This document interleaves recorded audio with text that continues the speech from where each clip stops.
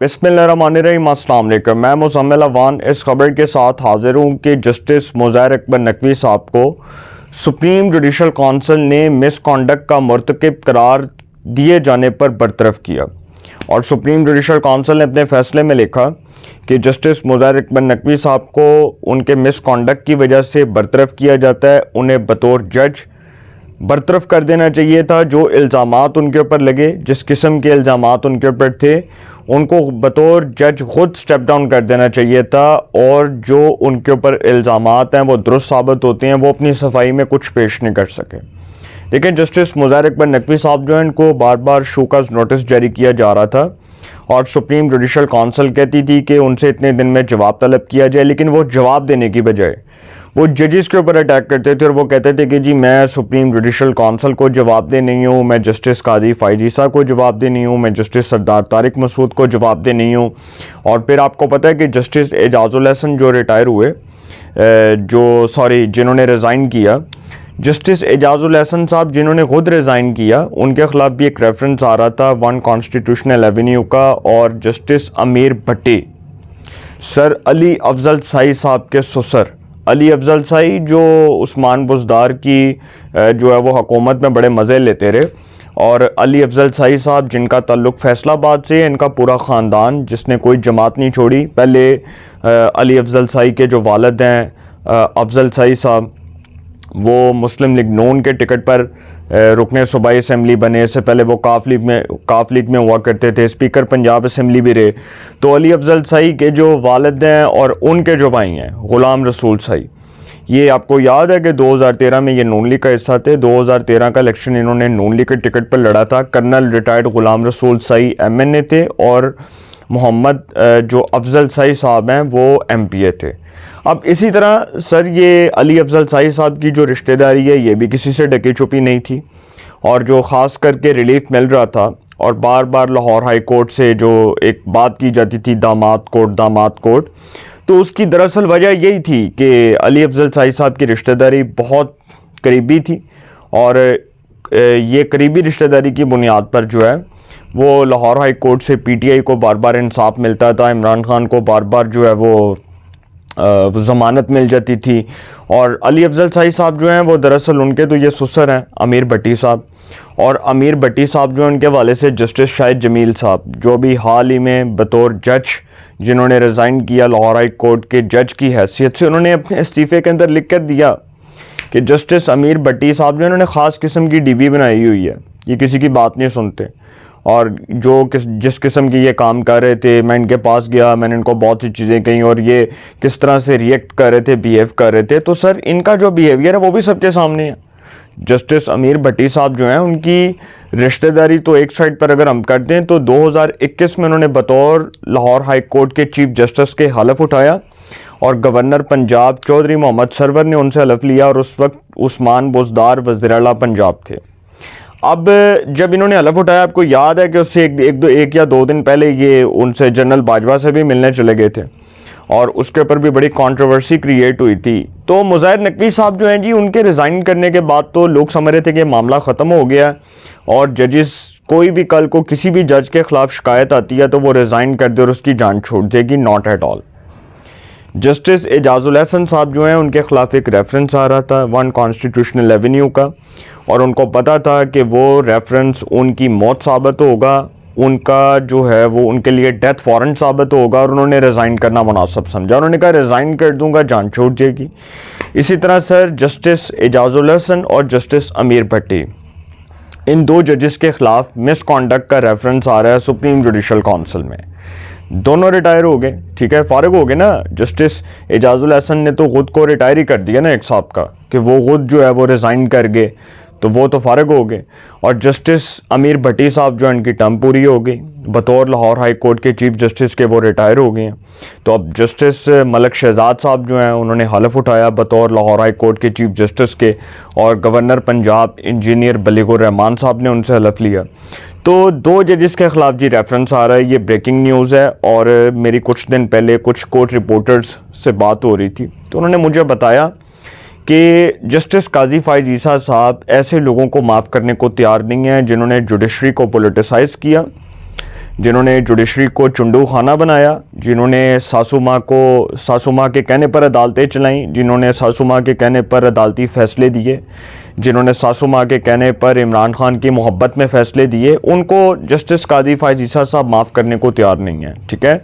और जस्टिस कादी फ़ाइज़ ईसा साहब ये समझते हैं कि आइन और कानून की हुक्मरानी और जमहूरियत की सरबुलंदी को पाया तकमील तक पहुँचाना चाहिए, चाहे वो हमारे इदारे के अंदर है, चाहे वो पार्लियामेंट के अंदर है, किसी भी इदारे से है। हमने आइन के तहफ़्फ़ुज़ का दिफा करना है और हमने आइन के लिए हर किस्म की कुर्बानी देनी है और किसी कुर्बानी से दरेक नहीं करना। अब जस्टिस अमीर भट्टी साहब जो हैं जी, उनके ख़िलाफ़ तो एक रेफरेंस आना है और वो मैं आपको बता दूं, वो रेफरेंस ये आएगा कि वो मुत्तइद बार मिसकॉन्डक्ट के मुर्तकिब करार पाए। ठीक है। उनके ऊपर पहले भी ये इल्ज़ामात थे और उस वक्त जो मुस्लिम लीग नून थी और पीपल्स पार्टी वो ये कहा करती थी कि अली अफजल साई साहब जो हैं, उनके कहने पर लाहौर हाई कोर्ट से ये अमीर भट्टी साहब इमरान खान साहब को एक सोची समझी साजिश के तहत रिलीफ देते हैं और ये सारा प्री प्लान था। जिस तरह इमरान खान को बार बार ज़मानतें मिलती थीं और बार बार उनको ज़मानत देकर उनको कहा जाता था कि जी इनको गिरफ़्तार करने से रोक दिया जाए जब इमरान खान के केसेस चल रहे थे। ठीक है।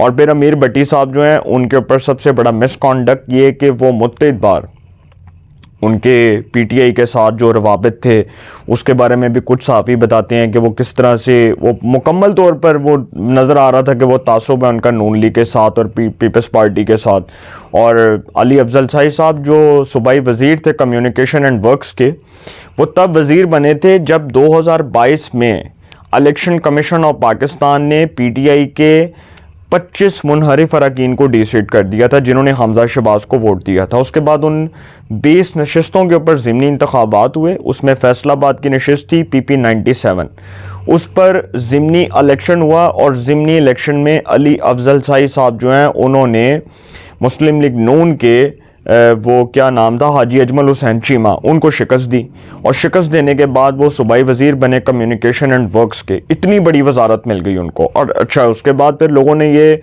सवाल उठाया कि क्या अली अफजल सईद इतने स्ट्रॉन्ग हैं कि उनको इतनी बड़ी वजारत दे दी गई है। वो तो अभी नए नए पार्टी में आए थे, जुम्मा 4 दिन होए सन यार इस बंदे नू, तो ठीक है सपोर्टर होएगा। मैंने उनके भाई से भी बात की थी जब मैंने उनका इंटरव्यू किया था जुनेद साई से, तो मैंने कहा यार ये जो मुखालफिन कहते हैं दामाद कोड, ये दामाद कोड क्या है? तो कहते हैं प्राइमरीली ये दरअसल कोर्ट्स को पोलिटिसाइज कर रहे हैं और कोर्ट्स को नुकसान पहुंचा रहे हैं, तो कोर्ट्स के ऊपर ये इल्ज़ामात लगा रहे हैं और कोर्ट्स की क्रेडिबिलिटी को, उसकी साख को बड़ी बुरी तरह मुतासर कर रहे हैं। अच्छा, मैं ये पूछता था कि भाई कैसे होती है कोर्ट्स की क्रेडिबिलिटी मुतासर? तो वो जी ऐसे ऐसे जब आप इल्ज़ाम लगाएंगे, देखें ना आप अगर तो रिश्तेदारियों की बुनियाद पर सर फैसले दे रहे हैं तो फिर तो जुडिशरी का जो है वो जनाजा उठेगा। बंदियाल ने अपनी रिश्तेदारियों की बुनियाद पर जुडिशरी को पोलिटिसाइज़ किया। उसकी बेटी सहर बंदियाल जो पैमरा के अंदर 21वें ग्रेड के अंदर नौकरी कर रही थी जब इमरान खान वज़ीर आज़म थे, तो सर आप देखें ना, तो जब रिश्तेदारियाँ होंगी और फिर बंदियाल साहब के जो कज़न थे, वो जो पता नहीं क्या नाम था उनका, फ़ारूक बंदियाल, और भी कई ऐसे लोग थे जो पीटीआई के टिकट पर इलेक्शन भी लड़ चुके हैं, तो जब रिश्तेदारियाँ होंगी तो फिर सर सारा कुछ सामने आ जाएगा। अब बंदियाल साहब जो थे उनके बारे में सबसे पहली बात कि जो उनकी सासू माँ थी, क्या नाम था यार उसका, महाजबीन नून की ऑडियो लीक हुई थी। आपको याद होगा कि इमरान खान के वकील थे ख्वाजा तारक रहीम, जो पहले पीपल्स पार्टी के दौर में गवर्नर पंजाब हुआ करते थे। बड़े मायनाज वकील हैं, बहुत बड़े लीगल एक्सपर्ट हैं, लॉ के बहुत बड़ा नाम है वकालत में ख्वाजा तारक रहीम का। तो ख्वाजा तारक रहीम की अहलिया राफिया तारक और उमर अता बंदियाल की सास महाजबीन नून, 2 ख़वातीन की ऑडियो लीक होती है। दोनों इमरान खान की मोहब्बत का जिक्र कर रही होती हैं, तस्करा कर रही होती हैं, और दोनों ख़वातीन इमरान खान की मोहब्बत में गिरफ़्तार होती हैं। और वो ऑडियो के अंदर आप देख सकते हैं मुज़ाहिर नकवी ने क्या किया था। मुज़ाहिर नकवी ने यही किया था ना कि परवेज़ लाई के साथ ऑडियो लीक हुई, CCPO गुलाम महमूद डोगर तबादला केस पर वो असरअंदाज हुए और जिस तरह से इलेक्शंस को उन्होंने मुतनाज़ बनाया और फिर कहा कि जी 14 मई को जी इलेक्शंस का एक ऑर्डर दे दिया बंदियाल ने, और सब कहते रहे कि फुल कोर्ट बना दो, लेकिन फुल कोर्ट नहीं बनाया। क्यों? क्योंकि सर पता था बंदियाल साहब को कि अपने दौर में भी वो सारे जजेस उनके खिलाफ हैं, अक्सरियत उनके खिलाफ थी बंदियाल साहब के, और उनको पता था कि इनकी सियासी मौत है, इसमें अगर फुल कोर्ट बनाते हैं तो फारग हो जाएंगे, लड़खड़ा जाएंगे ये। ये तो खोटे लाइन लग जाएंगे, इनकी तो क्रेडिबिलिटी ख़राब हो जानी है। तो उन्होंने फुल कोर्ट नहीं बनाया, तीन रुकनी बेंच बना दिया, जस्टिस एजाजुल हसन को साथ बिठा दिया, जस्टिस मुनीब अख्तर को साथ बिठा दिया और ख़ुद बतौर चीफ जस्टिस उस बेंच को लीड किया। और लोगों ने कहा कि जी भाई बना दो फुल कोर्ट, आर्टिकल 63A की तशरीह जो हुई सर वो भी केस खुलना है। उमर अता बंदयाल साहब ने भी रगड़ में आना है, अमीर भट्टी साहब और एजाजुल हसन साहब के खिलाफ बड़ा तगड़ा रेफरेंस आ रहा है और उनकी बचत कोई नहीं है। आखिरी खबर देने लगा हूँ कि सर सुप्रीम कोर्ट से एक बहुत बड़ी खबर दे रहा हूँ कि सुप्रीम कोर्ट में जी एक केस खुलने लगा है, अल जिहाद ट्रस्ट केस, जजेस की सीनियरिटी के असूल का केस, कि जो जजेस हैं उनकी सीनियरिटी कैसे होगी, पाकिस्तान का कॉन्स्टिट्यूशन क्या कहता है, इस्लामिक रिपब्लिक ऑफ पाकिस्तान जो कॉन्स्टिट्यूशन ऑफ पाकिस्तान है उसको पढ़ें, उसके अंदर देखें कि ये चीज़ें लिखी हुई हैं। और जजेस की सीनियरिटी का जो केस है वो अगर आपने देखना है तो सर वो, अगर हमने ये जो इफ्तिखार चौधरी के दौर में हमने ये रवायत डाली थी लाइक माइंडेड लोगों को पकड़कर जुडिशरी के अंदर जज बना दिया, और इफ्तिखार चौधरी साहब ने ही ये काम किया था ना। और इफ्तिखार चौधरी साहब को असल में अदलिया बहाली तहरीक में जो उनको बहाल करवाया गया बतौर जज, और उनके तो वाह उनके तो वारे न्यारे हो गए, लेकिन उसके बाद जिस तरह से उन्होंने जुडिशरी का खाना ख़राब किया, जिस तरह से उन्होंने पाकिस्तान की एक इलेक्टेड गवर्नमेंट को काम करने से रोका, और यूसुफ रज़ा गिलानी जो एक डेमोक्रेटिक प्राइम मिनिस्टर थे, जो एक इलेक्टेड प्राइम मिनिस्टर थे, जो अवाम के वोटों से इलेक्ट होकर नेशनल असम्बली का हिस्सा बने और अवाम की ताकत से वो कौमी असम्बली तक पहुँचे, उसको पकड़कर सुप्रीम कोर्ट के चंद जजेस ने फारग कर दिया, ये कह के कि जी तुमने स्विस काम को लेटर नहीं लिखा लिहाजा तुम्हें 62(1)(f) के तहत नाअहल करार दिया जाता है, 5 साल के लिए तुम मजलिस शूरा पार्लियामेंट के रुकन नहीं बन सकते, उसको फारग कर दिया। और अच्छा अंदाज़ा लगाएं कि उसके बाद जुडिशरी किस तरह से पोलिटिसाइज हुई। जस्टिस नासिरुल मुल्क के बाद किस तरह से वो एक रवायत चली 2014 के बाद, साकब निसार, गुलजार, खोसा, उमर अता बंदयाल। तो सर ये दरअसल जो गैंग ऑफ 4-5 था ये पूरी जुडिशरी के ऊपर हावी था, और हुआ यही कि जस्टिस गुलजार साहब ने अपने दौर में जजेस को मनपसंद लोगों को अपॉइंट किया। अब होने क्या जा रहा है, अब होने ये जा रहा है कि justice Qazi Faez Isa, chief justice of Pakistan, honourable chief justice of Pakistan, एक केस खोलने जा रहे हैं, अल जिहाद ट्रस्ट केस, जजेस की सीनियरिटी से मुतल्लिक। सर बड़े बड़े फारग होने वाले हैं, ये खबर दी है पाकिस्तान के कोर्ट रिपोर्टर्स ने, और जस्टिस काजी फाइज ईसा इस पर कॉम्प्रोमाइज़ करने को तैयार नहीं है। और वो कहते हैं कि जो सीनियरिटी के असूल को रौंद कर, जो सीनियरिटी के असूल को रौंद कर जज बनाए गए हैं उनको वापस भेज दिया जाए या वो खुद ही चले जाएं तो बेहतर है। ये सर खबर है, मैंने आपके सामने रख दी है। आगे क्या होता है, क्या फैसले होते हैं। जस्टिस काजी फाइज ईसा आइन और कानून पर किसी किस्म का समझौता करने के लिए तैयार नहीं है, और वो किसी असूली मौक़िफ़ से पीछे हटने को तैयार नहीं है। वो अपने असूली मौक़िफ़ पर, अपने नज़रिए पर किसी किस्म का कोई कॉम्प्रोमाइज़ करने को तैयार नहीं है। वो जुडिशरी के ऊपर कोई हर्फ आने के लिए, किसी भी किस्म का कोई हर्फ जो है अगर वो जुडिशरी के ऊपर लगता है तो वो उसको किसी तरह कबूल करने को तैयार नहीं है। वो चाहते हैं कि फ़ैसला हो आइन और कानून का, इंसाफ का बोलबाला हो। अपनी राय का कमेंट्स में ज़रूर इज़हार कीजिएगा।